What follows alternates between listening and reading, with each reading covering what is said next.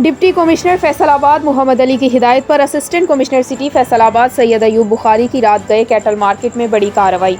हमारे नुमाइंदे खुसूसी पाकिस्तान गुलाम दस्तगीर की तफसीलात के मुताबिक एसी सिटी फैसलाबाद सैयद अयूब बुखारी को इतला मौसूल हुई कि बसमियान रहमान, नासिर अफजाल, मोहम्मद उस्मान सरकारी कैटल मार्केट के बाहर सरकारी रोड पर गैर कानूनी रुकावटें लगाकर दीगर शहरों से आने वाले व्यापारियों और ग्राहकों से पार्किंग और एंट्री फीस की मद में फ़ी एंट्री सैकड़ों रुपए वसूल कर रहे हैं।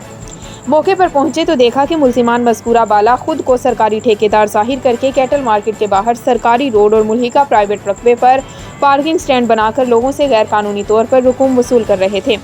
मौके पर मकामी पुलिस थाना सदर को तलब करके मुल्जिमान मज़कूरान को गिरफ्तार करके थाना सदर मुंतकिल कर दिया गया। मुल्जिमान मज़कूरान के खिलाफ थाना सदर में मुकदमा दर्ज।